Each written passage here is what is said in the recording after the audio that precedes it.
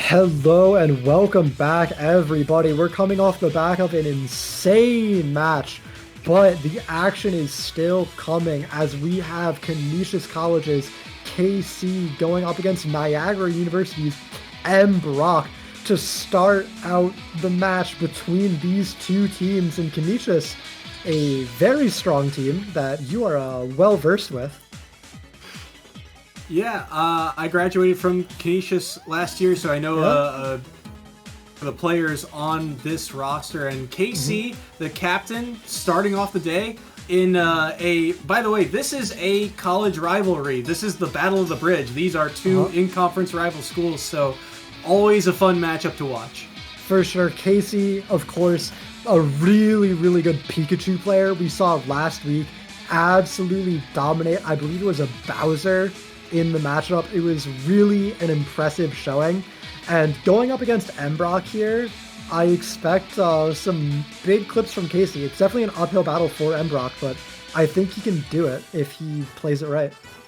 Yeah, Casey's Pikachu is one of the most consistent players, not only on Canisius' lineup, but in the EGF. He is, always the go-to guy for this team. And so for him to start off the day, I think the plan is for Canisius, send in Casey and build up that momentum, get the rest of the team psyched and ready to go. I'm not sure who Mbrock plays, but he has a tall task ahead of him. I don't remember, but given that it's EGF, it's probably either Ness or Robin. Yeah. If you had to take a guess, those are going to be the highest probability ones. I do know that one of Niagara's top players does play Robin, but I am... it's Dark Hat plays Ness, I'm pretty sure. I'm pretty sure Dark Hat plays Ness. I might be wrong, They do have a Ness and a Robin who are very consistent on this lineup. I just am blanking on the names right now for who they are. But regardless, it should be good. Yeah, we should be getting into things pretty soon. I was given word the players were in the lobby and ready, but it looks like there's some last-minute changes that need to be made. Yeah, I'm curious to see where they'll go. I mean, this is the last week of the EGF, and for Canisius, if you look at the standings actually in terms of the MAC, this is a big game for both of these teams. If Canisius wins, Canisius cannot get the #1 seed in the MAC, but they can still get second through some odd tiebreakers and things like that. It is still possible. Niagara, they have 2 wins on the season. If they can get this win here against Canisius, they can avoid one of those upper bracket bullets that we've been talking about. Teams like the Siena, St. Peter's, who have been highlight reel machines. So if they get that 3rd win, it will be massive. And it looks like Pikachu versus Game & Watch is our first matchup of the set. That's a very interesting matchup. I feel like I've honestly literally never seen it before. Yeah, this tends to be Game & Watch favored, mostly because Pikachu loves to go in on characters and Game & Watch has so many defensive options. The thing is, Casey does have experience in this matchup because A-Fly is another key player for Canisius who mains Game & Watch. Yeah, but it looks like that experience is not coming in for him just yet, as a 100% lead goes Mbrock's favor. And I do agree, I think this matchup is pretty poor.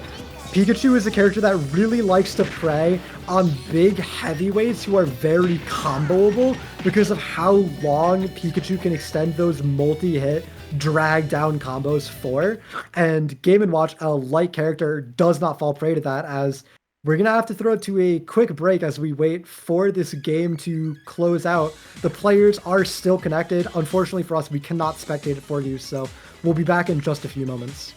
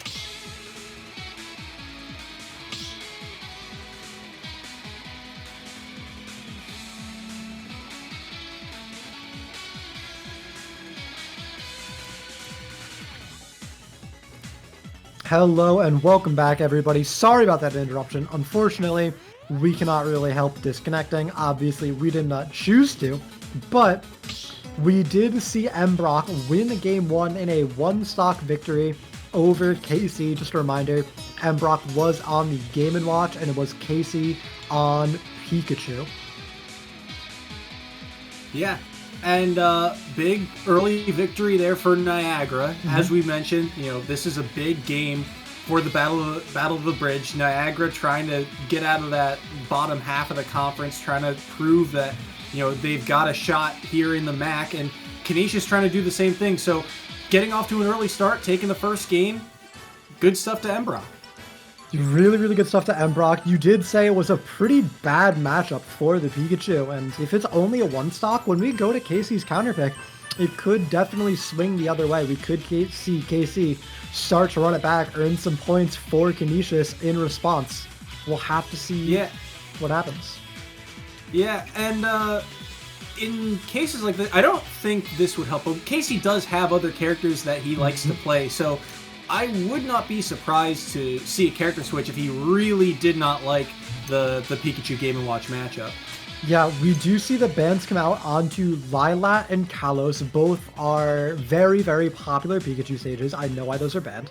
The slants on Pikachu very much help his movement. He can do quick attack cancels on them. It's very, very strong. And then Kalos, Pikachu has the wall hop. He can really make great use of that flat stage. He makes good use of those platforms covering the ledge. It gives him great recovery mix-ups. It's just a great stage for him overall. I expect us to go to somewhere like a Triplat, or even what's most probable is going to be Smashville, I think. Either a Triplat or Smashville is where we're going to end up going. Pikachu has those combos that he really likes extending further and further to the maximum limit with those up airs, those forward airs. He can chase his opponents all around. The one downside of a Triplat is it makes your Thunder confirms a lot harder because those platforms can get in the way.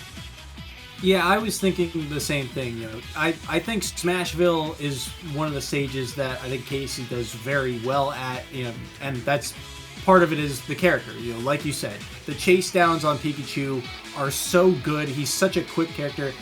One of the things that we didn't really get to talk about because of the disconnect was both these characters are very small. The small hitboxes of each of these characters makes them really hard to track down, but the speed of both of them really comes into play. Yeah, Pikachu especially suffers from fighting against small opponents.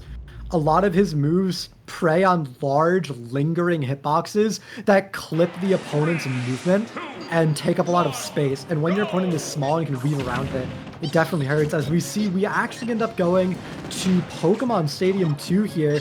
An understandable pick, obviously. A relatively neutral stage. It gives the Pikachu a lot of room to run around and abuse his superior mobility.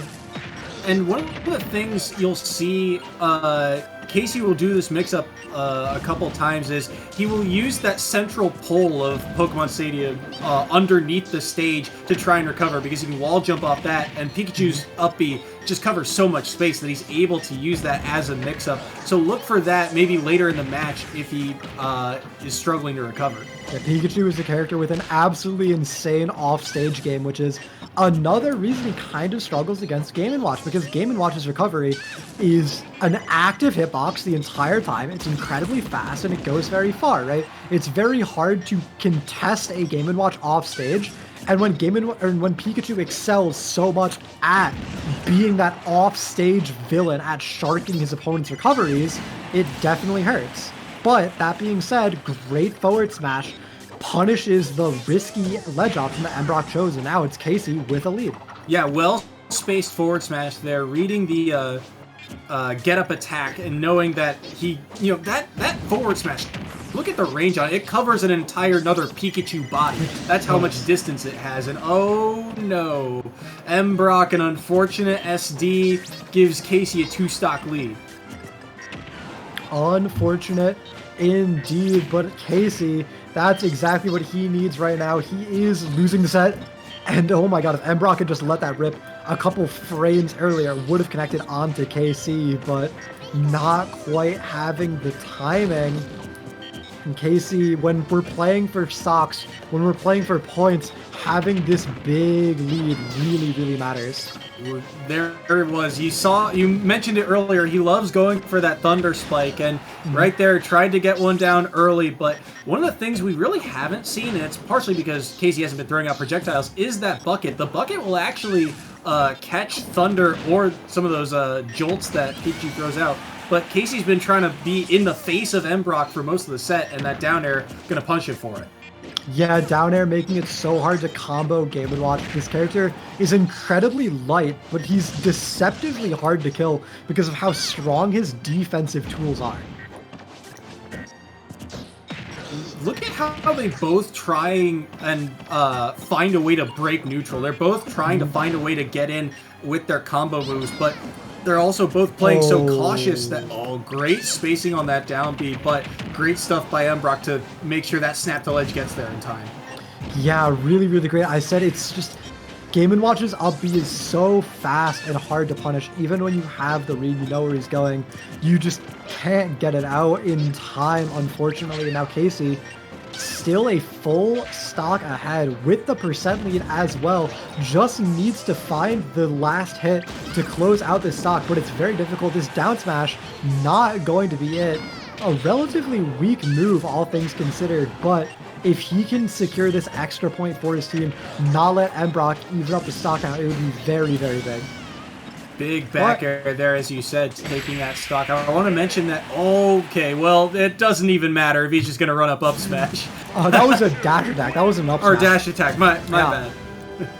Even crazier, Pikachu's dash attack is a surprisingly strong kill tool. It'll kill a lot of characters starting around 130, but on a Game & Watch at 140, it's gonna for sure send you to that blast zone.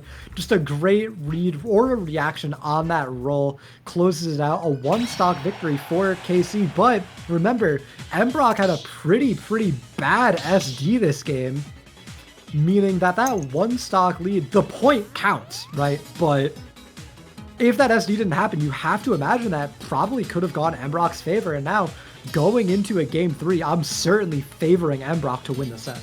Yeah, it's been really back and forth. And one of the things that I've noticed about this set in particular is when Mbrock is in disadvantage, Casey is going for a lot of air dodge reads. And Mbrock is just not doing it. He's not air dodging. He's not falling for it. And so it's kind of a wasted opportunity because he's going for reads by throwing out forward smashes, which is a laggy move, and it allows Mbrock the chance to kind of recover and regain some ground. I completely agree. We need to see some more discipline and some more reactionary gameplay from KC. Pikachu is a very fast character with fast options, so he can always get to where his opponent is going if the player is on point enough. You don't have to go for those crazy leads all the time, and Casey can just slow it down a little bit and clean things up. But that being said, Mbrock is the one really determining the tempo of the game. He's the one pacing the match, and he's the one having the lead most of the time, so it's really on Mbrock to make a big mistake and give Casey a way to come back. Yeah, and like we said, pivotal Game 3. This is a big moment for both of these teams. Getting off to an early start in these types of sets, so important, and the run back to PS2. Yeah, very interesting choice to go back to PS2, but I think Mbrock just wants a little bit of revenge after how Game 2 went. Both of them playing very cautious off the start of this match, just trying to space out, not being too committal. Ooh, but an opening for Casey. Can he get the Nair loops? Not able to get that final hit really to drag it back down. Game & Watch is so light. But yeah.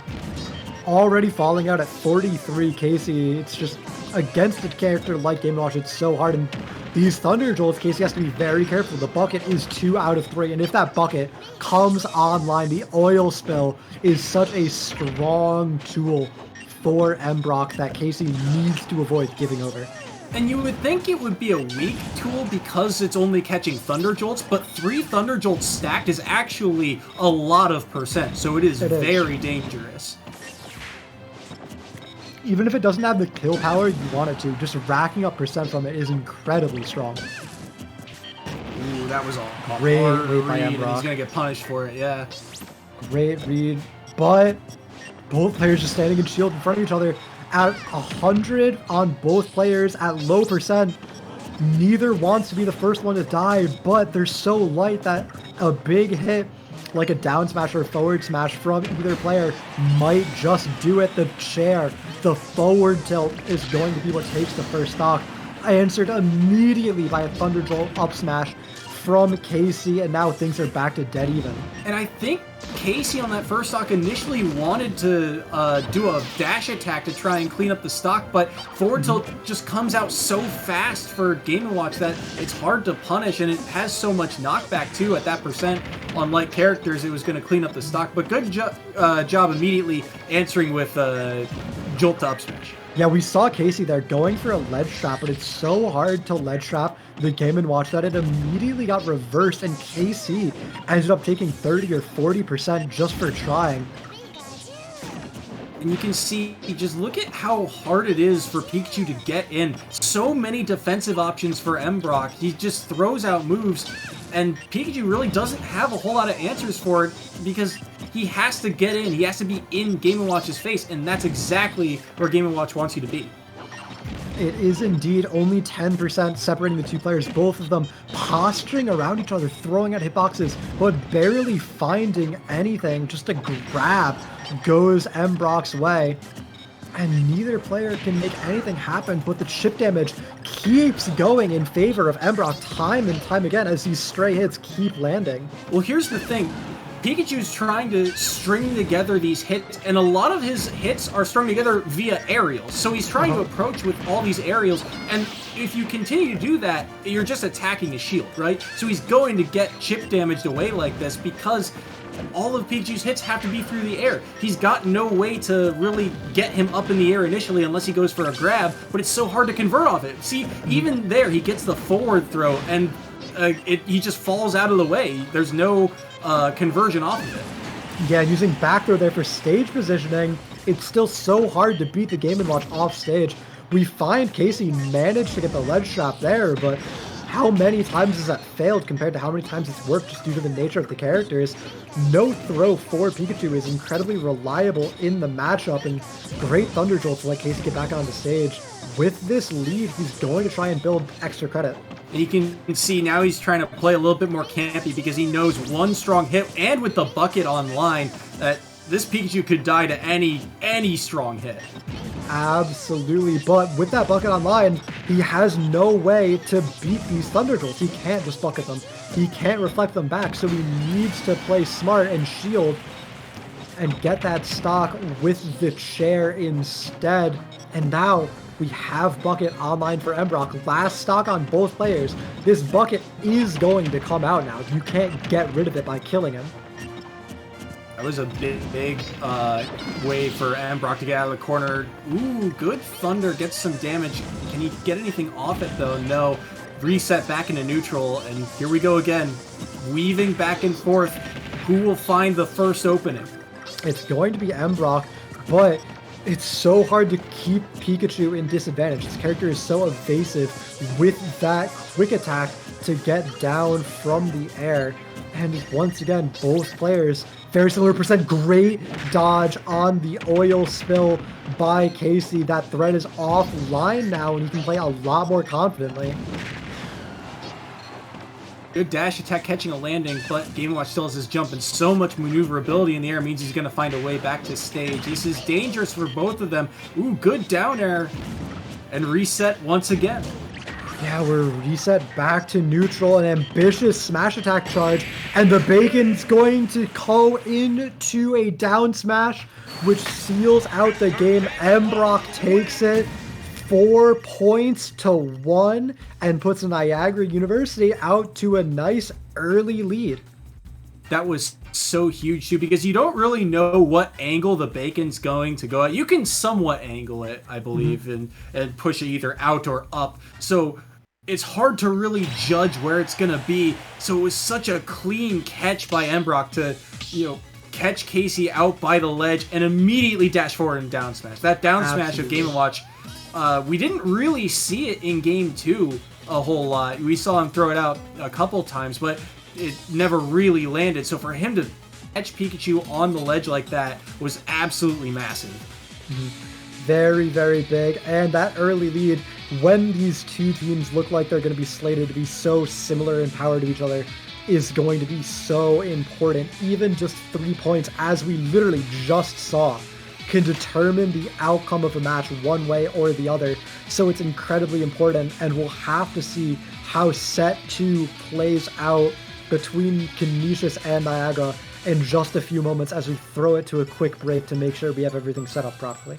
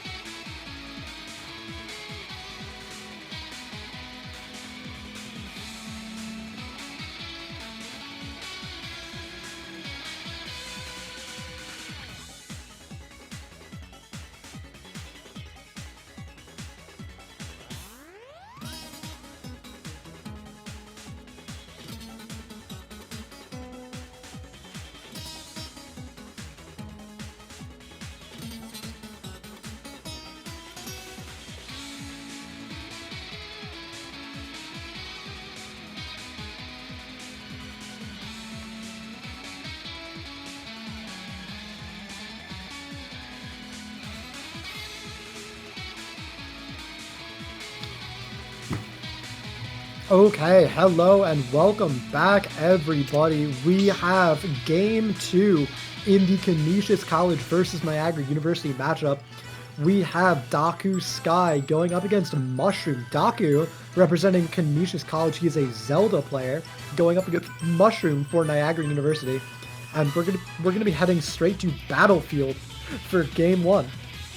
Yeah, should be interesting. Deku Sky, he is a Zelda player, and he does a lot of things very interestingly as Zelda. You'll see him go for a lot of lightning kicks, and he makes very good use of that neutral B that we talked about in terms of pushing people away, right? Because that's one of its best uses. Is as soon as you think someone's going to dash attack you or go in on you for a grab, that neutral B comes out so quickly. He loves to use that move.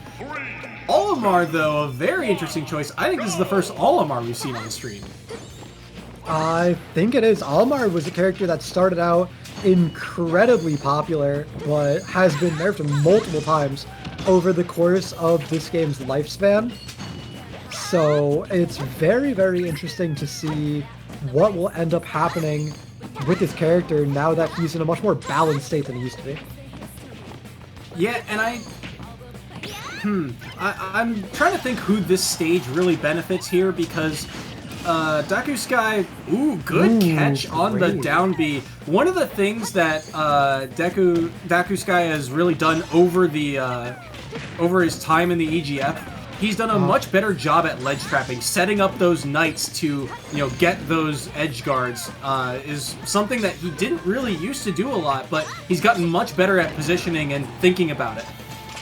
Very interesting. It definitely shows now that he's up a solid lead, only 81% on him, while he's already looking to snowball his lead even further over Mushroom. And honestly, it's kind of crazy that we see the Zelda win the camping game, but against Olimar, those Pikmin just die instantly to that neutral B from Zelda. It's so hard to really play that camping game against Zelda. You have to be able to approach it, and it looks like Daku Sky is definitely aware of that fact. Yeah, Olimar does not have an easy way in with that reflector, with the knight being on point. Zelda has all the tools to really box out Olimar, and it's going to be tough for Olimar too, especially even once you get in on Zelda. Zelda is comboable, but if you think about Olimar's combos, he doesn't have a whole lot that strings together. No, Olimar is definitely a character who's mostly defined by like 2-hit combos and stray hits. He doesn't carry you across the stage, he doesn't build up all his percent at once, which means making a comeback happen as Olimar is incredibly difficult, and already we see him so far behind. He's getting 2-stock, and his character has such a hard time in the matchup. His character isn't good at making comebacks happen. It's looking very dire for Mushroom. And a catch. Okay, there you go. I was going to say, one of the things you're going to have to watch for in this matchup is Mushroom's use of the Pikmin. He's got to be very aware of which Pikmin he has in play, because they all have different effects, and especially watch for those purple Pikmin, but it doesn't even matter if you keep falling into these side Bs. What was that, 3 in a row that connected or something? That was absolutely crazy. And that's going to be a 2-stock victory going in Daku Sky's favor, bringing the point total back up to 3-4. Canisius only barely behind now. And Mushroom, I know it's a rough matchup, but he really has to figure something out if he wants to go toe-to-toe with Daku Sky here. Yeah, we were talking about in an earlier set how the disadvantage state was so harsh. For Olimar, think about the disadvantage state here, because look at how many projectiles Daku Sky threw out, and Olimar's up B leaves him vulnerable. It's not a hitbox. He can still throw out some Pikmin, but it still leaves him in that vulnerable state. And so just weaving around all these projectiles is so hard to do. It gets easier with the more Pikmin that you throw, but it's when there's so much agency off stage. I mean, Daku Sky just has to kind of sit there on ledge, and he just kind of gets to mash the B button in any direction, and there's nothing really for Mushroom to do about it. It is absolutely brutal. And the biggest part of Pikmin's, or of Olimar's game plan is throwing those Pikmin out, right? But when you just have Neru's love to reflect the Pikmin back, it feels really, really hard to actually use the core mechanic of your character. You need to just go for blue and purples, right? And go for those stronger hits and those stronger grabs if you want to make anything happen, but that's not really what Olimar is all about. Yeah, and on top of that, think about the stage control. Dakusky had all the stage control in the world there. Mushroom was always trying to find a way to fight his way out of the corner, and it's just not easy to do. And that's one of the things that Dakusky has really worked on is the use of that Knight and side B and when to use them and using them to regain that stage presence has really been a huge shift in play for him. Yeah, it has, and we see some of the bans coming out. It is going to be Dakusky banning Lilat and Yoshi's, not wanting to go back to a Tri-Flat, even though he just won on there. And then Lilat is obviously just a stage a lot of people dislike playing on, and we actually saw earlier that it served Zelda pretty well, so I'm surprised that Dakusky is opting to ban it out, but maybe the player just really does not like it. And we'll have to see what Mushroom goes to. From what I know, he's not a fan of Lilat, but I think it's also because he doesn't like those smaller blast zones, especially. And think about it this way too: Yoshi's and Lilat are some of the most compact stages, so he really wants that space to work with. That makes a lot of sense. We'll have to see what the pick is from Mushroom on this Olimar. I don't really know where you'd want to take the Zelda here, but I feel like my instincts are telling me Pokemon Stadium 2. Yeah, PS2 would be a really solid pick here. You could take the gamble and say something like FD, because that would allow you to go in and try and punish those laggy ranged abilities a bit more, but it would still be, like we said, kind of a risk to take. But I'm actually pretty sure Mushroom is stream sniping, because the second I said go PS2, we see him in the captain channel. I'm going PS2, so I'm a prophet, I guess. But that's where we're going to be going. You've done it. Yeah. So we are going to be going to Pokemon Stadium 2. It's a much larger stage. The platform layout means that it's a lot harder for Zelda to control all the space with those phantasms. You can just go on the platforms and jump over them. It's not like FD or Kalos where they would cover the entirety of the stage, while also Zelda doesn't have that roof over her head to protect her from approaches from above, and the extra space can definitely help when you're playing Greninja, I guess. Yeah, the character switch to Greninja, I think like it's a this very pick a good lot switch. more. Yeah, despite the Reflector still being in play for Dakusky, at least this way, it's way easier to get in. You have more speed, more mobility, you have way more agency, and the time that it takes for Dakusky to get out of those ranged attacks is way more prevalent in this matchup. I think Zelda really invalidates what Olimar wants to do as a character. So I think switching off of it is just a fundamentally good decision here. And going on to the Greninja could be very, very good. But out the gate, this Greninja from Mushroom doesn't look too clean. It looks like he's still a little bit uncomfortable trying to adjust to playing a very different character than he was previously. Yeah, these are absolutely two different styles of character. Olimar, another very defensive type of character, kind of like Game & Watch in a way, but Greninja, this is a character that's rush down, in your face type of playstyle, and already struggling to find a way in on this Zelda. He is having a very hard time getting in what should be a much easier character to get in on the Zelda on, right? You have these approaching fairs, approaching nairs, which have a lot of lag in the air, but if you land with them, you can pressure your opponent into shielding and then find a grab. You can even empty hop Tomahawk into grab, and then you get up throw, back air, a whole bunch of really great combos for this character, but we don't see any of them coming out. We don't see the spacings, the proper jump heights coming out from Mushroom, and therefore he's falling very far behind to Dakusky on the Zelda. And it feels like Mushroom is kind of it's hard to say one step behind the play, but he's kind of attacking where Dakusky is when he throws out an attack, but Dakuskai is immediately rolling after almost every ranged ability he throws out. So he's got to read that roll eventually, because Dakuskai's rolling a lot. Like, oh, okay, good grab there, but you could kind of sense that was a position where Dakuskai typically rolls. You have to be able to adapt. You have to be able to make those reads. That's why the players are competing at that level, and if you can't keep up with that, if you can't make those reads for yourself, you're going to fall behind, just like Mushroom is right now. 1 stock to 3 here, a 2 stock advantage for Dakuskai as he keeps on the pressure and looks to go for a 3 stock. Yeah, and Zelda, as we mentioned, has plenty of kill power. Ooh, if that lightning kick had connected, that would have been plenty of damage. If the percents were switched, yeah, it would have been like that lightning kick kills actually surprisingly early, especially on Greninja, another lighter character. Like 90% is where that move will kill. Oh, he really wanted that move to kill. He needs to close out this stock. He needs to keep the stock difference close for his team at the very least.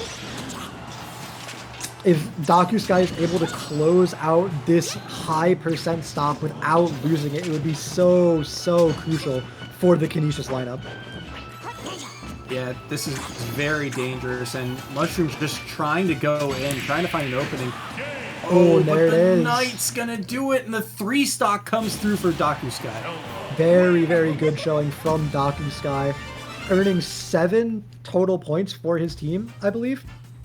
1 less than the maximum possible that you can earn means the score is now going to be 8-4 in Canisius College's favor as we get ready to go into Game 3. And if the next Canisius representative is able to pull out another win, it's going to put Niagara University in a very bad position. You never want to have to make these huge comebacks happen, so the pressure is definitely starting to mount. Yeah, and it's like we said, right? Game 1 was so pivotal because it felt like the momentum started to swing Niagara's way. But when you get 7 out of possible 8 points, it's so massive, and the momentum has just fully swung right back into Canisius' favor, it feels like. Absolutely. The momentum is in their favor, the points are in their favor, and honestly, the lineup is looking really good for them too. A Fly, a really strong player. MKL Rising, very strong as well. I know Fiction and Dark Hat also have put up some really good showings, but we'll have to see if this Niagara University lineup is ready to make a comeback happen, if they're ready to take the lead back for themselves in Game 3, and we're gonna have to find out in just a few minutes as we cut to another break here.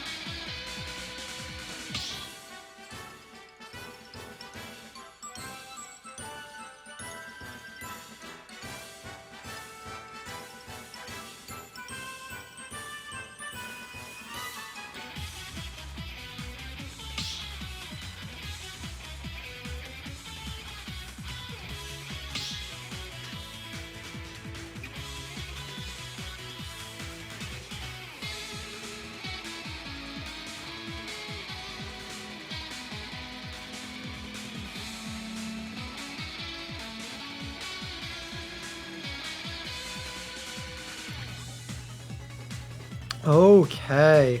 Welcome back, everybody. We have Game 3 between Canisius College and Niagara University prepped and ready here. We've got a Fly on the Game & Watch, I believe, going up against Darkat, who I'm pretty sure is a Nest player, but I might be wrong.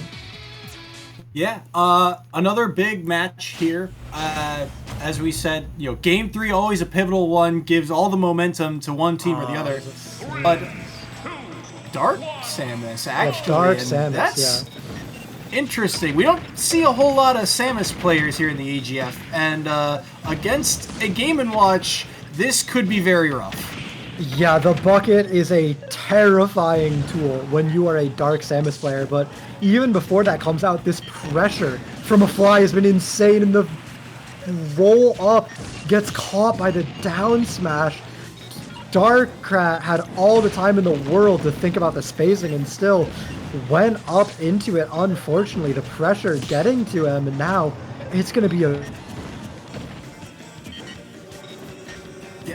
full stock. And I mean, there's just so much agency too. We talked about how defensive Game & Watch plays, and oh,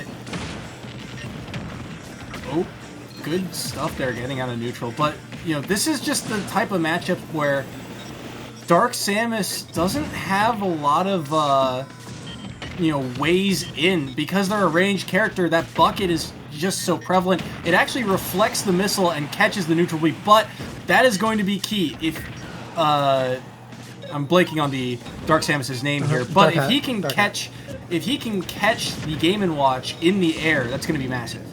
Yeah, it's where you need to catch him. Game & Watch's grounded game is so strong, and the thing I've liked the most from a Fly is these approaching buckets. It covers so many options from Darkat on the Samus.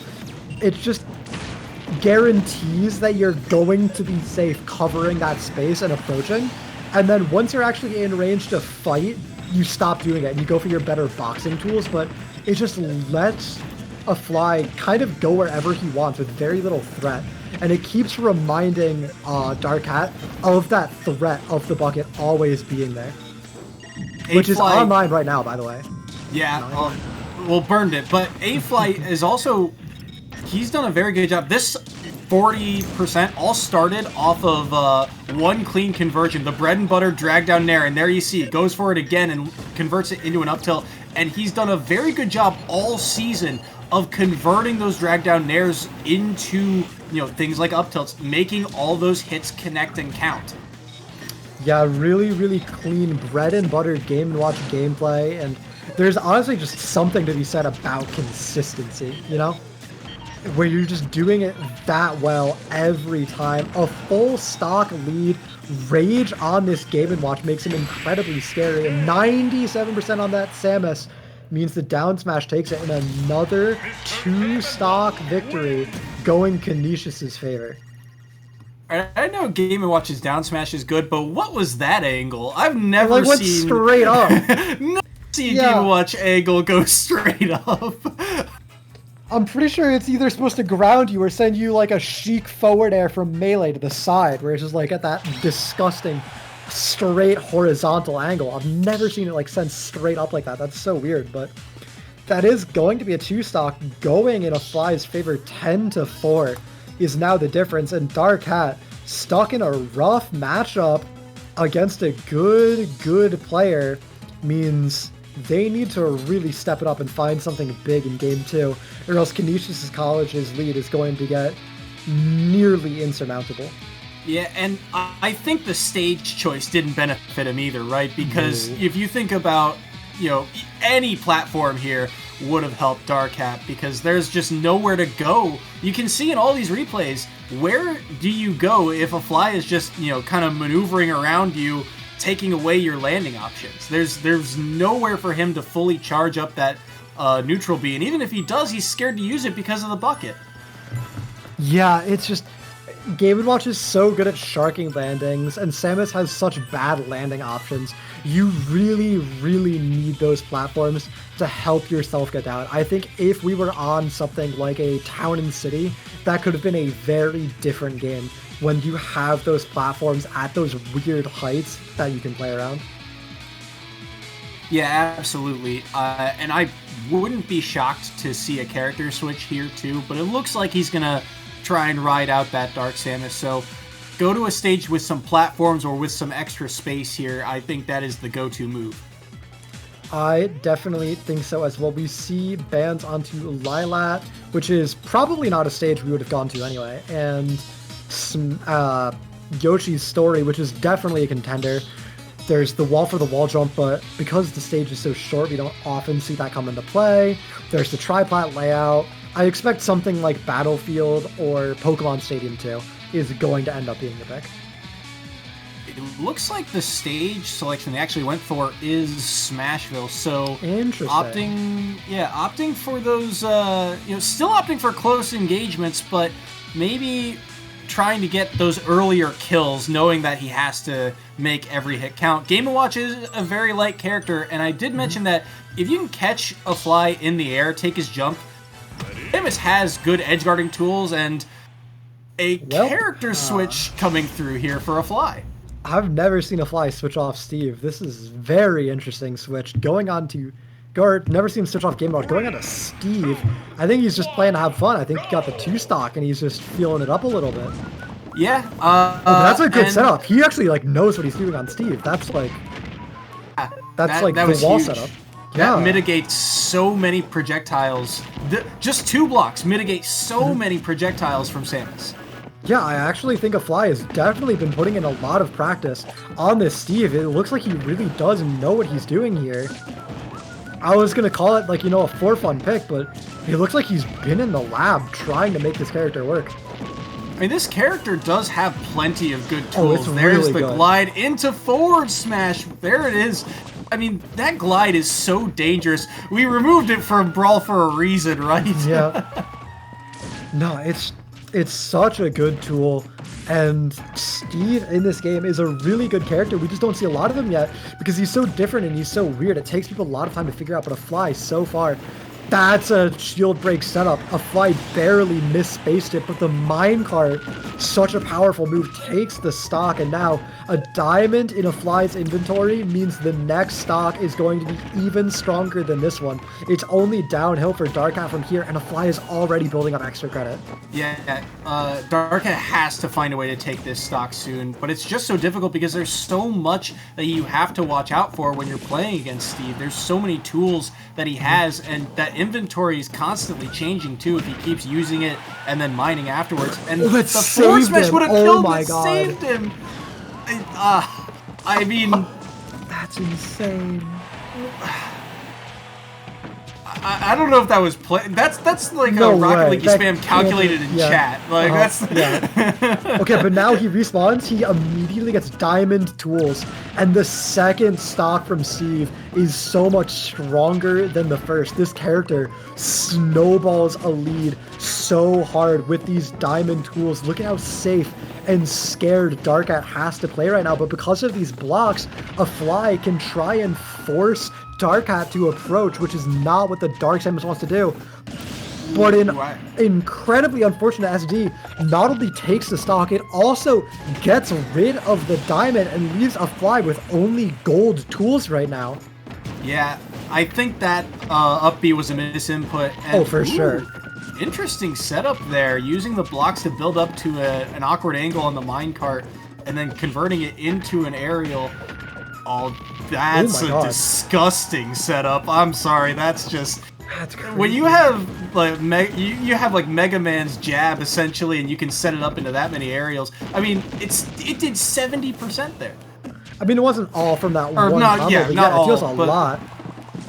And now he has the percent lead, but he's running low on resources. He's very smart, trying to mine more here. He has the diamond. He's going to immediately go craft that. There's no use saving it for anything.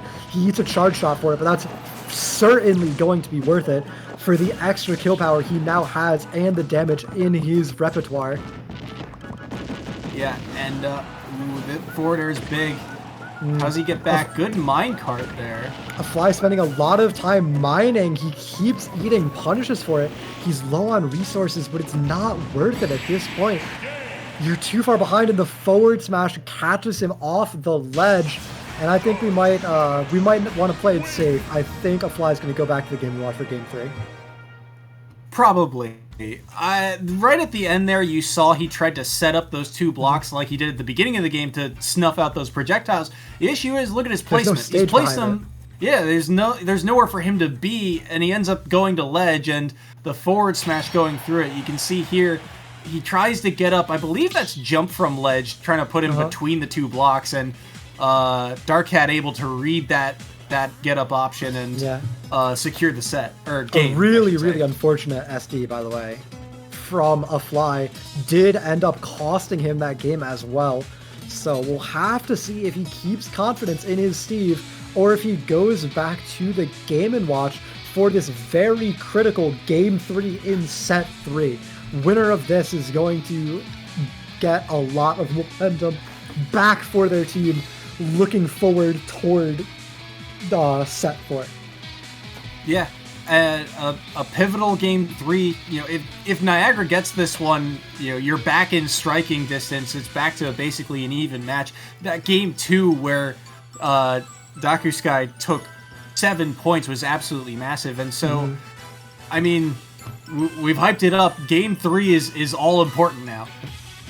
It is so critical as we wait for the picks and the bans to come through. The bans are going to be Final Destination and Kalos, and we'll have to see what the pick is for Dark Hat. Now remember, there are 2 characters shown for a fly that both do well on different stages, so it's going to be hard to consider which stage you want to pick if you are Dark Hat here, but I'd have to imagine it's probably going to end up being either a Triplat or PS2.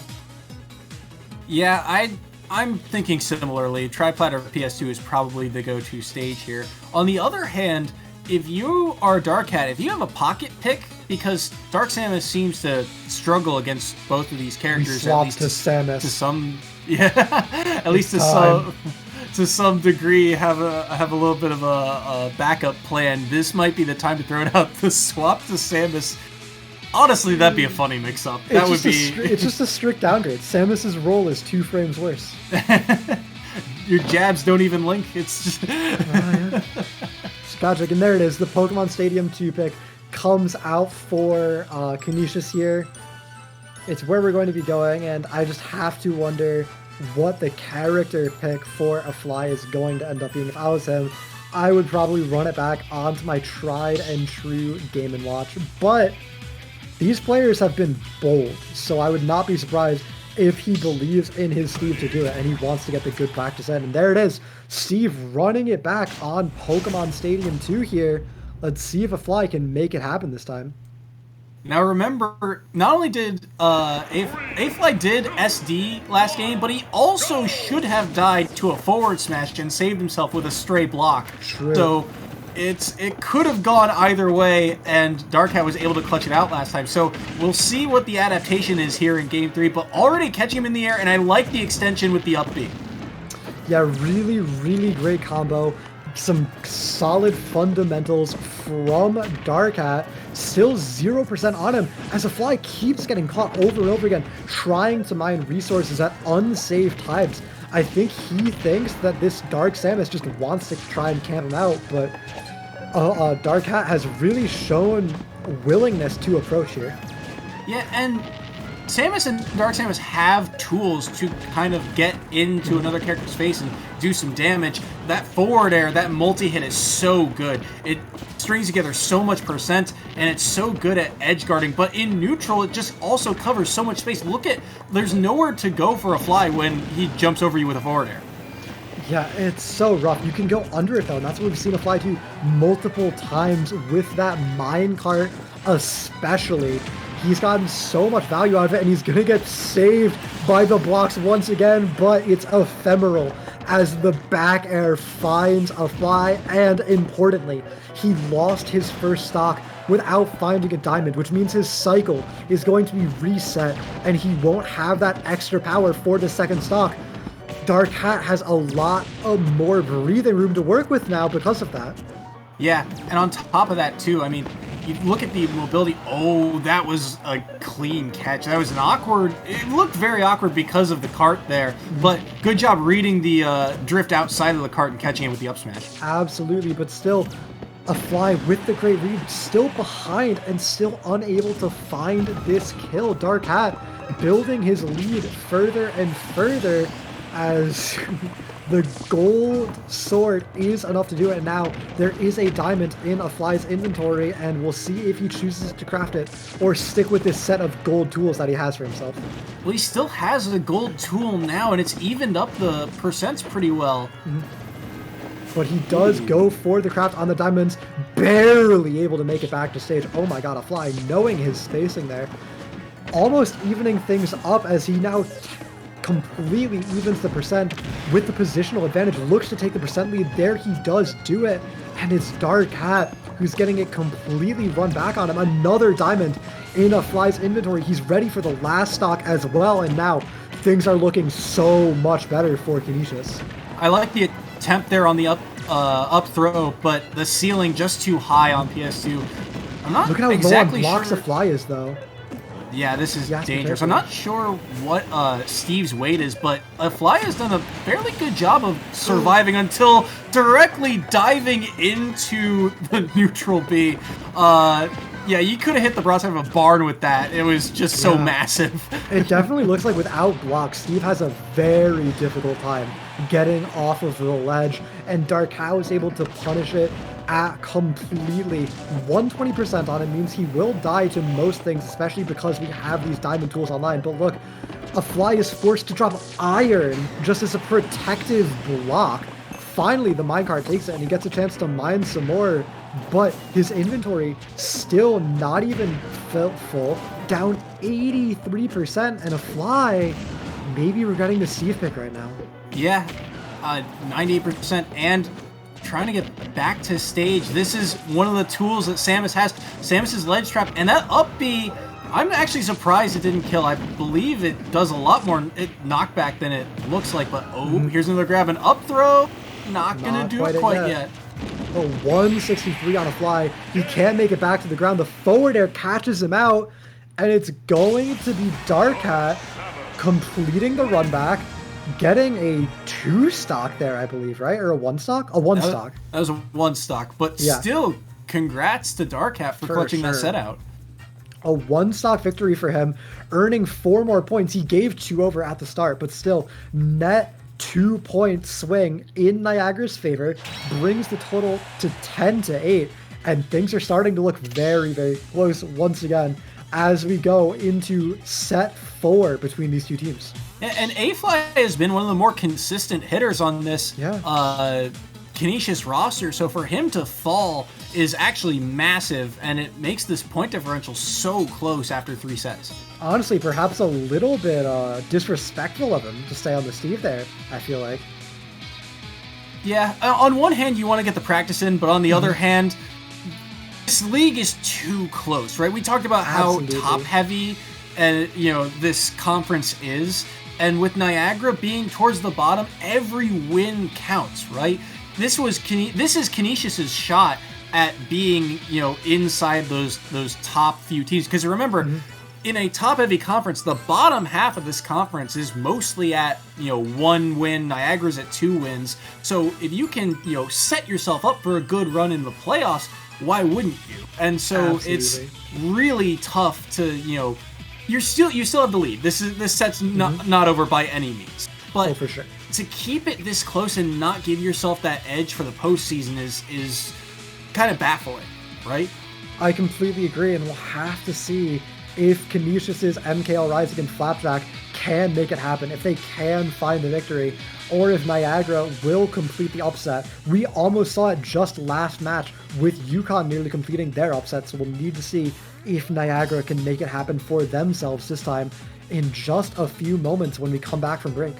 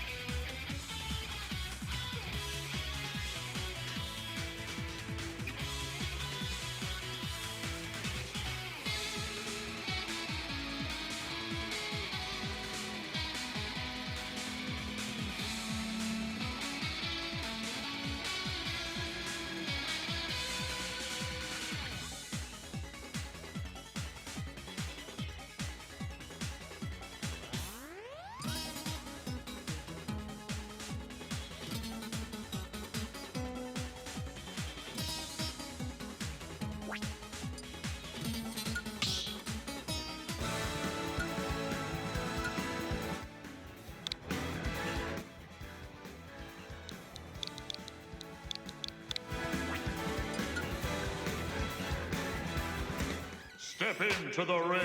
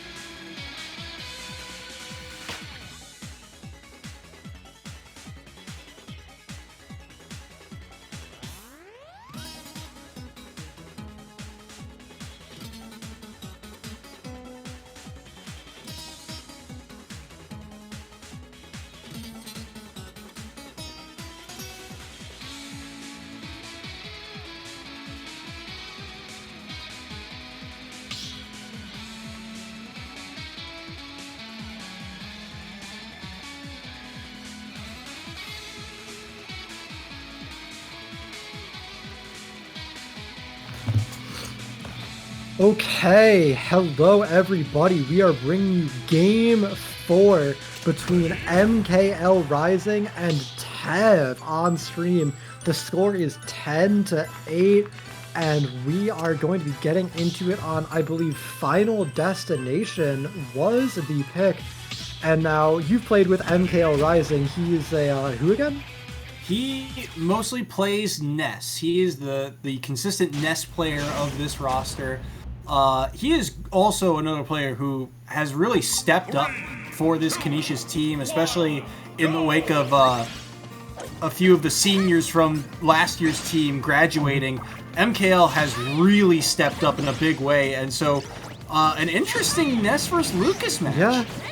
I do like this matchup.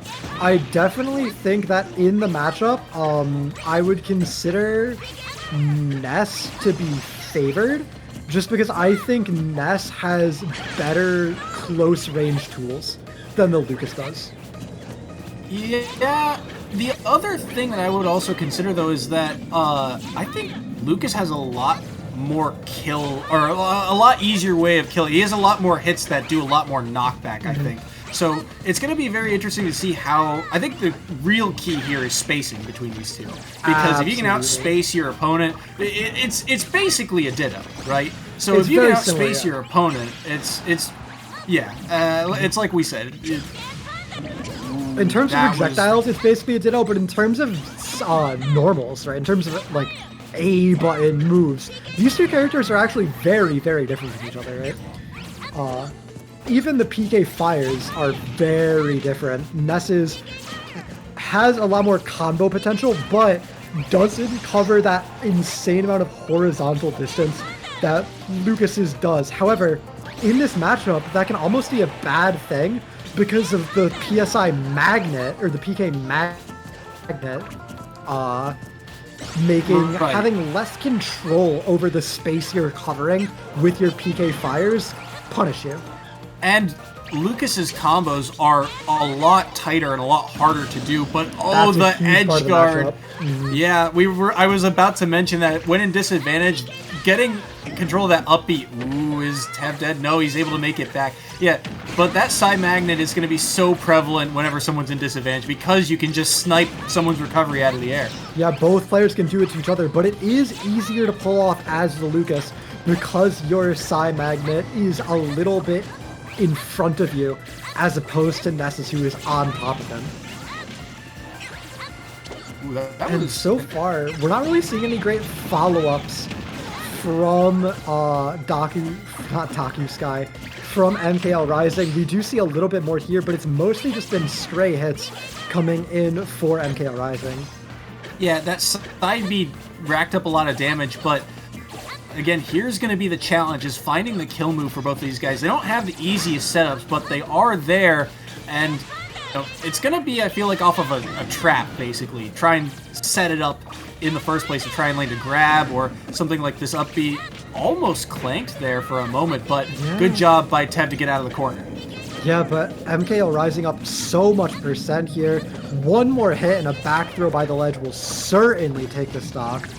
Meanwhile, it's alone, not even one more hit, just the back throw from center stage will do it. Meanwhile, 58% on MKL Rising means that Tev has such a long way to go before the game is even again. MKL Rising can build such a big lead for himself right now. Yeah, but ooh, that was a big forward air. You could see Tev was lining up the down air spike, but that forward air coming through, getting the hitbox off just in time, and that was an interesting trade there. Yeah, honestly, the Psy Magnet might have actually saved MKL Rising, getting that healing right before taking the big sweet spot hit. And only 25% is the extra credit so far. Tev is keeping it very reasonable, but he needs to end this stock soon. Yeah, he's got to find a way in. You can see he's just kind of poking at the shield of Ness. He's got to find a grab. He definitely has to. 44 is a reasonable disadvantage, but you need to close it out very soon. And the down smash at the ledge will take it. And now Tev, the game's looking a little behind, but relatively even. Not after that, though. 81% lead for MKL Rising is very big. Yeah, clean string there off of one conversion. And now 15% to start, but again, it's a lot of stray hits between these two. They haven't really been able to combo anything together.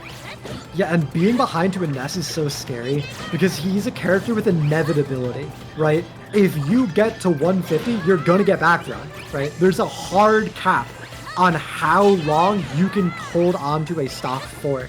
And that's something that is not unique to Ness, but that a lot of other characters don't have, that make him so scary to be behind against. But that being said, Tev is very effectively running it back so far.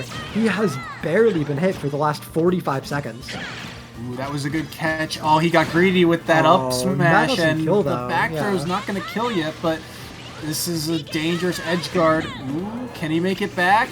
Yep, bounces off the stage, and And I love these low recoveries from Tev. It doesn't matter because he gets caught out by the up smash, but I do like the low recoveries, not giving MKL Rising a chance to drop down Psy Magnet, but in the end it doesn't matter as he isn't able to get off the ledge effectively here. The first F smash misses, but again, MKL Rising just runs under and up smashes a second time, closes out the stock, and earns 1 point for his team. Canisius College's lead getting a little bit bigger, and now MKL Rising putting Tev on set point is very important because if he wins this, the lead will be very, very large going into match 5. Yeah, MKL Rising, they're able to clean up the set just by throwing up that anti-air, the up smash. But, I mean, it just was so back and forth, right? It felt like even though MKL Rising had the advantage, Tev still had his opportunities to try and close this set back out, try and make it more even, but MKL was just able to, string together more hits at the end of the day. Yeah, it's really, really interesting how this dynamic has played out between the two players. It was a close game. It looked very one-sided for MKL Rising for just a little bit there, but a great run back from Tev nearly secured things. And on Tev's counter pick, I can see it going his way in the future. I fully expect this to go to game 3. Yeah, and I mean, part of that is the matchup, right? Because these characters do a lot of things similarly, but they also have very distinct differences that we talked about earlier. So it's all about now the adjustments. How do you adapt between games 1 and 2? You need to adapt by just getting hit by less PK fires. You need to Psy Magnet more if you're Tev. How many fires did we see MKL Rising successfully eat with that magnet versus I don't think we saw a single one get eaten by Tev, right? Right, and I don't remember how much percent it actually recovers, but it's not even about recovering percent. It's right. Like, if you eat the fire, you don't eat the second fire, which leads into a forward air, which leads into a forward air. So like, instead of healing for like 4 or 5, you're taking like 35. It's really bad if you get hit. And that's the other thing too, is that's kind of what gave MKL Rising the advantage in the first place, right? Mm-hmm. Is the ability to string together more hits. I mean, how many stray hits? I mean, we talked about how many stray hits there were in this matchup, but eventually, that's the thing about Lucas versus Ness. Lucas has a lot harder time in this type of matchup stringing together those hits. He can find those openings, but they're a lot tighter windows. We're going to Kalos, which is Diet FD here. I expect to see a pretty similar game. These ledges don't really impact either character's recovery. Both players are going to be going low to recover and just snapping the ledge. So honestly, very little of a change in terms of the stage here. It's all going to come down to playstyle adaptations from Tev if he wants to make the run back happen.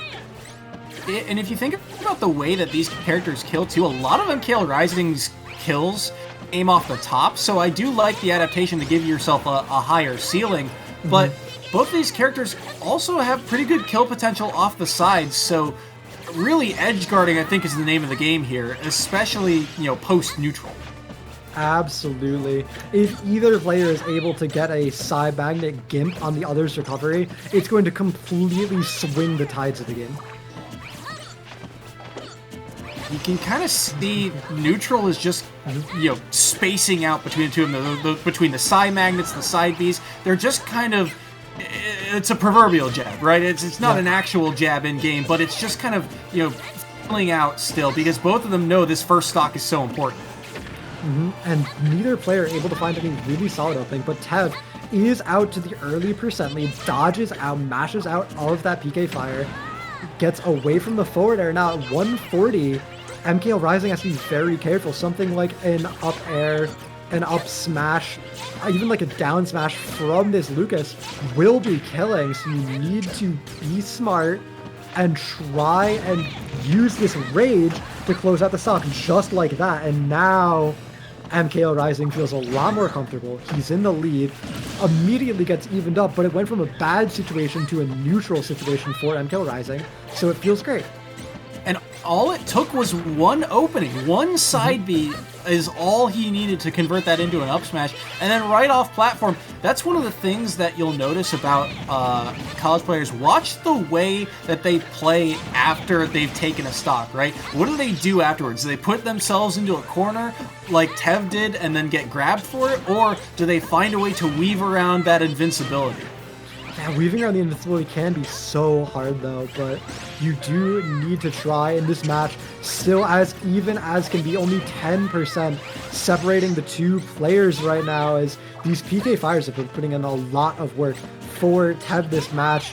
MKL Rising leaning off of that down B button a little bit more in game 2 here.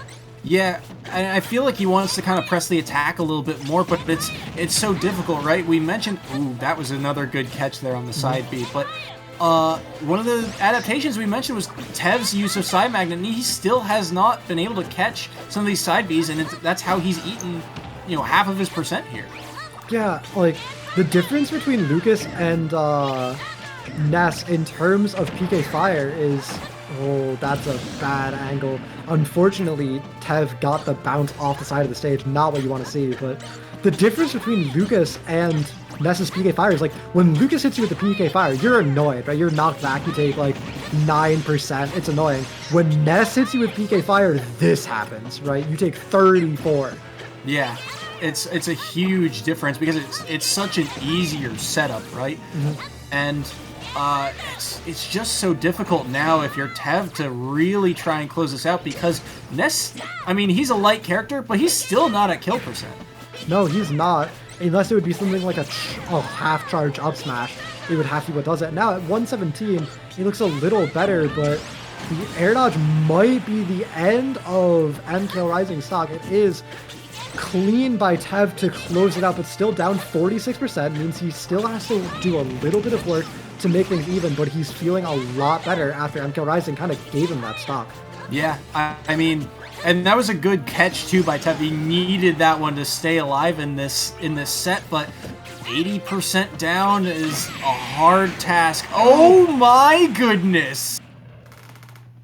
It reflects and multiplies power. Oh my god. I forgot Ness's baseball bat as a reflector. There's 1,000 ways I could have pictured this set ending, and I was not expecting reflected PK fire to kill. Yeah, that's the 1 in a million option, and Yeah.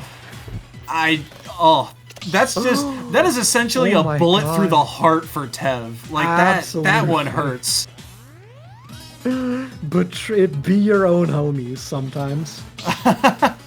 I mean, because it was so back and forth. We were talking about the agency of both PK Fires just a moment ago, Yeah. and it's the one thing that we hadn't mentioned all set was that both characters have that option.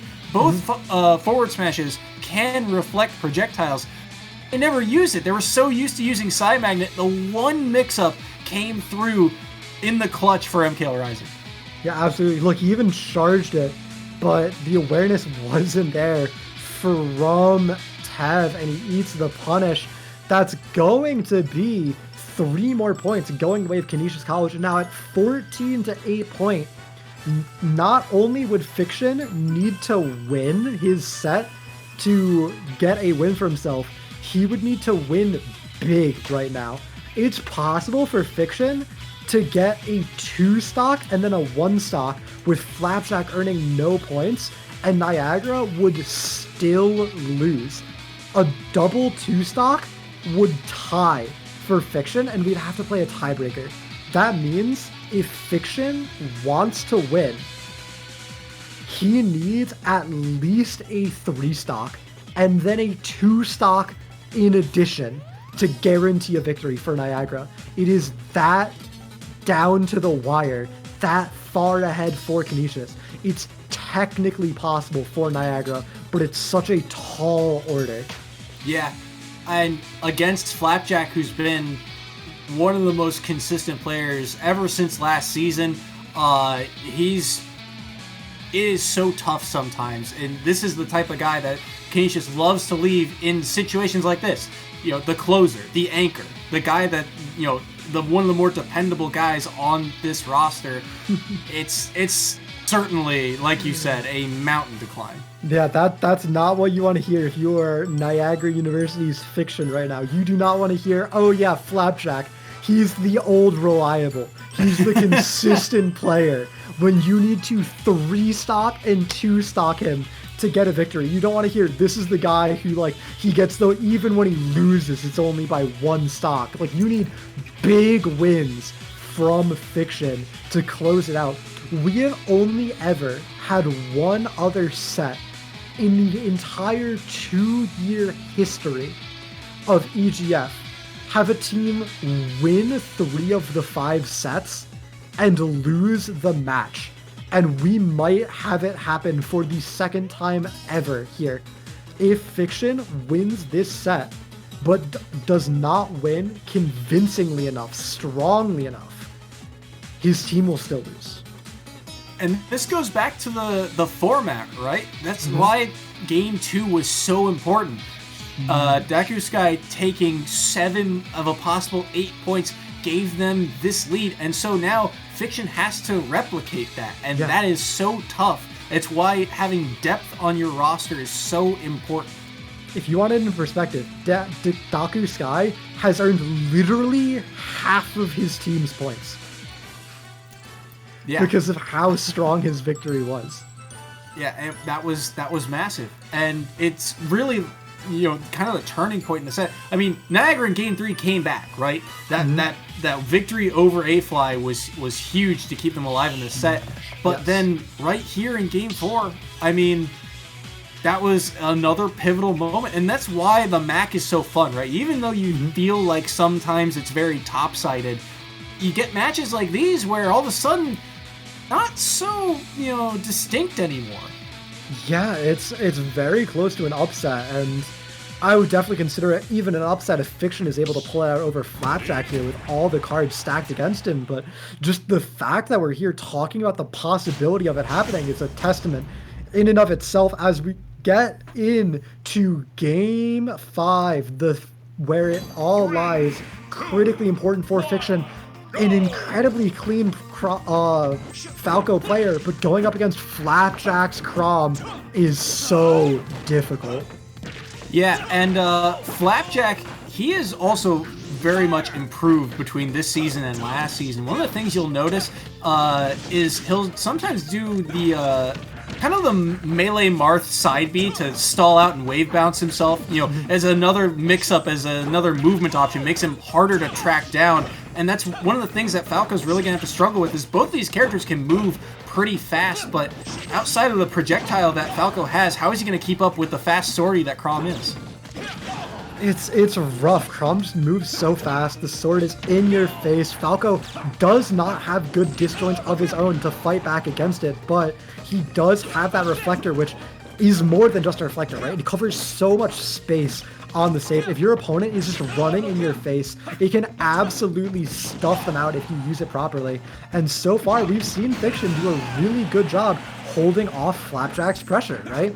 He gets the first stock, he only has 85% on him, and now he's looking to rack up even more extra credit.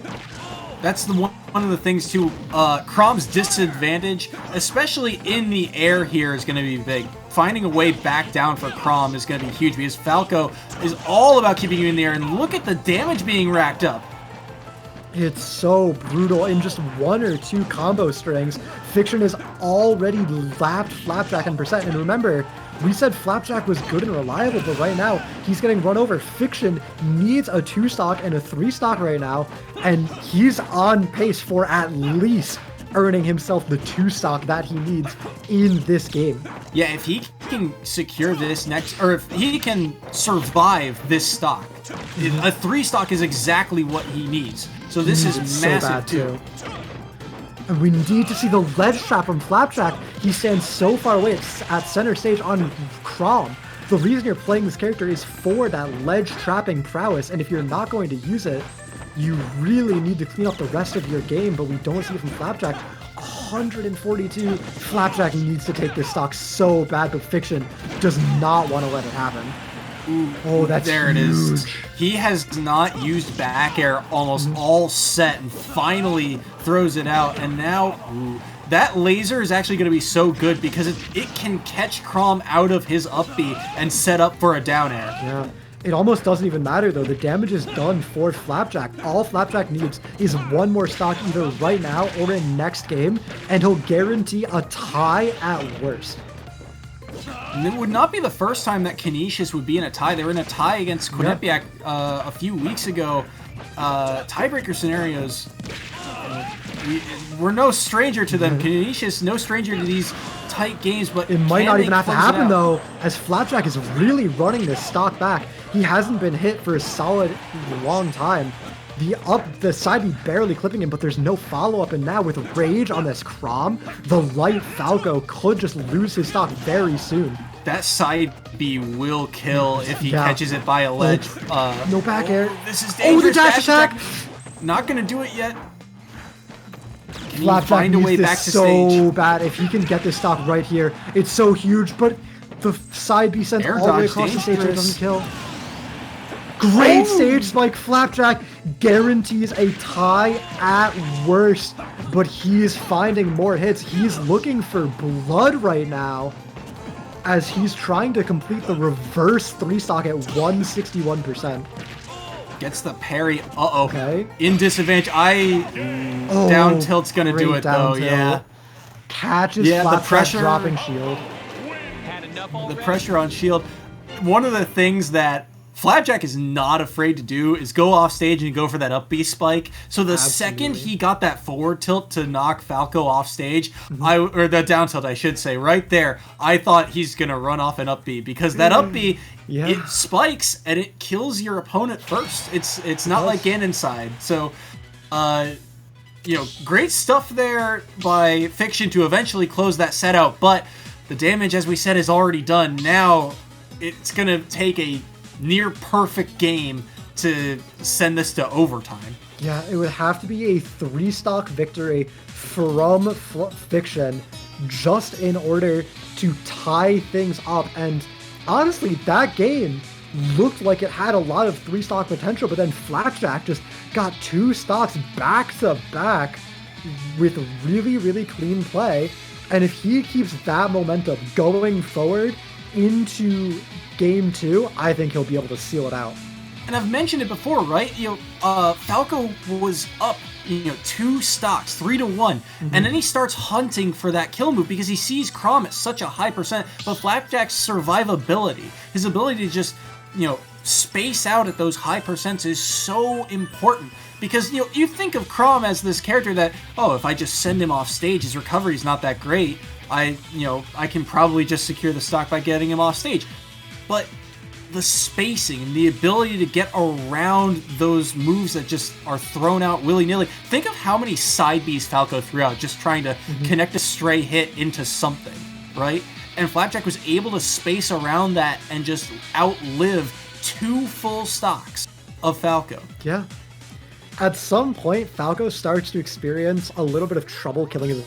He relies on a lot of confirm, like up throw back air, up tilt back air, and side B back air to find kills. And once his opponent gets too high of a percent for those to be guaranteed combos, it becomes a lot harder. You need to get a raw read on something like an F smash or an up smash, and that's not where Falco wants to be. So honestly, getting to a high percent was almost a boon after some percentage point for Flapjack in that game. And now we are getting into it, the final game. Fiction has to 3-stock Flapjack in order to win right now. Yeah. And another thing that I'm curious to see, we didn't see almost any grabs that game from either opponent or from either player. So I'm really curious to see if either of them try and mix up and go for grabs, because both of them have grab combos. They just didn't go for them. And oh my goodness, the damage from Fiction. Really big combo from Fiction. Luckily for Flapjack, he is able to break out and then find some hits of his own to even things up. And a great jab back air guarantees victory for Canisius. Flapjack must feel so relieved, and he's playing so much cleaner in this game 2 than he was at the start of game 1. Yeah, and he taunts because he knows too. He knows that's all he needed. And that's also something that Flapjack has worked on, is that that is a confirmed, the jab to back air, especially at ledge, so powerful. Yes. And it's a tricky skill to pull off. It's not the easiest thing in the world to do, but it's something you have to be able to do, especially at this level, if you want to be a top-tier player. And there's another Flapjack's big looking side to B. 3-stock Fiction. That Absolutely side B is insane. deceptively strong. It's crazy. You don't think, because it's got so many hits to it, and there's the catch on the up smash to answer back, but that side B's just got so many hits that in the first 3, it does so much damage. Oh, he wanted the drop zone dare right there. You could see it in his eyes. He saw the bird and was like, you're going down. The ledge trapping from Flapjack on this Chrom is really, really clean. He almost had it there. We saw the jab back air earlier, take a stock, and now only 1 stock remaining on Fiction. Flapjack already won it for his team, but looking to just add some insult to injury here. Yeah, ooh, caught by the laser. Not again, though, and he's able to find his way out of the corner. The relief for Flapjack that he must be feeling as he completes a 2-stock victory, earns even some extra points for his team. He's going to take it to a game 3 saying, you know what, like, I heard you guys. I heard you guys telling me to just not lose too hard. I'm going to win.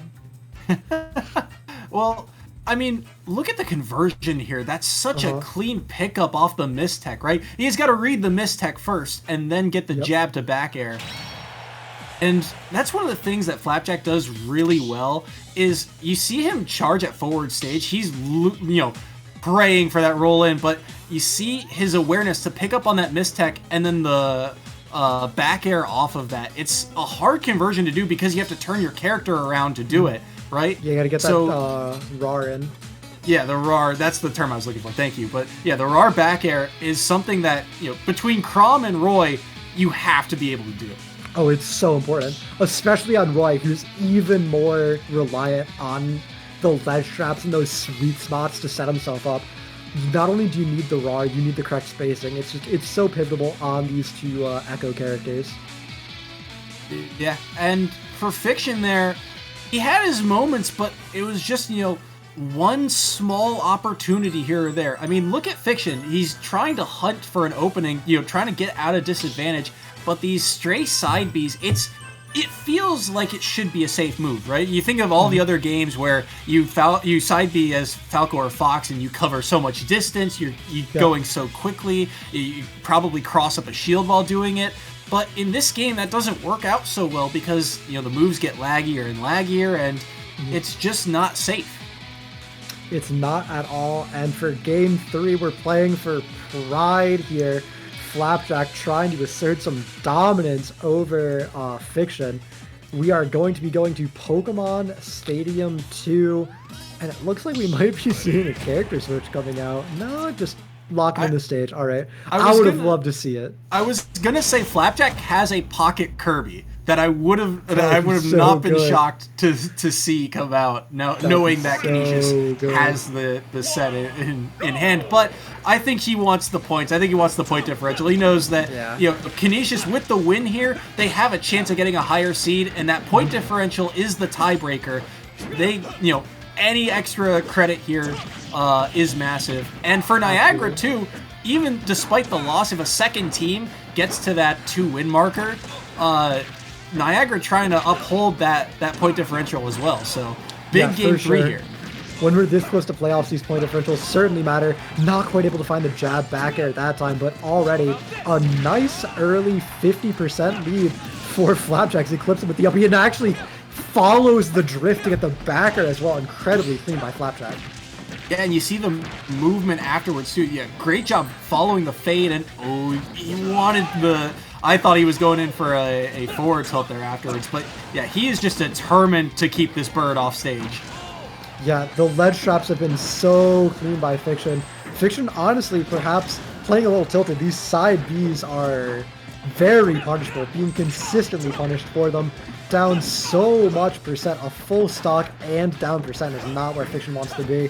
And I think he knows it's over. I think he's sort of autopiloting a little bit. He played his heart out in Game 1 and 2, but it just didn't end up mattering enough. Well, on top of that, it's so easy as, characters like Fox and Falco, good job spacing around that dash attack to get that down tilt, but it's so easy to be lazy with your recovery, right? Because side B is just so convenient. You get there quickly, you snap to ledge, but it's, again, if you keep throwing it out, it's about reading tendencies, right? And Flapjack is all over these side Bs now. Yeah, he has absolutely covered it. Still up an entire stock, even percent as well. Means he is looking to close things out in style pretty soon. Good grab. Oh, he wanted he knew the tech was coming through, but he could not get the forward smash off of it. Not quite able to, but Fiction stuck at the ledge once again, able to get out of the pressure, but not many more times in the bank of being able to survive that. 105, 125, some rage onto this Crom as Falco is pretty light and in range of something like a jab back air killing, or just a raw F smash. Or dash attack will do it too, and that's going to be it. Another 2-stock going Flapjack's favor brings the final score to 20-9. Yeah, And that's a solid win for Canisius. That's exactly the type of win that they need to head into the postseason with, because that gives them, a decent point differential. Mm-hmm. It gives them a shot at a higher seed. And, they're just now kind of waiting to see how the rest of the MAC plays out. Absolutely. Congratulations to Canisius for placing so high, getting the win. Flapjack really clutching it for his team in the end when it mattered. Very impressive showing from all these players, especially Daku Sky earning over a third of all of the points for Canisius in this match. A really great showing from both teams, but it is Canisius who comes out on top in the end here. Yeah, Niagara has had these moments of brilliance, right? You saw Fiction in Game 1 looked so clean, but again, it's about, the minute things. You see there, the dash attack being spaced around the laser was so clean, and Flapjack's spacing throughout that set really allowed him to keep battling and stay alive and continue to just grind out that set. And if you're Niagara, it's not necessarily back to the drawing board, but there's just a few things that, gave Canisius the edge here, and if they work on those few things, this is right back to an even game. Absolutely. But that being said, we can only talk about Canisius for so long. Coming up next, we have Quinnipiac University going up against Marist College. These are two heavy hitters. Both teams at 5 wins. Marist 1 loss and Quinnipiac at 2 losses. Means both these teams are going to be at the top end and fairly equally matched. So make sure you stay tuned. We're going to go to a break, get all the players in, get everything set up, and it's going to be an absolutely insane match coming up to you next.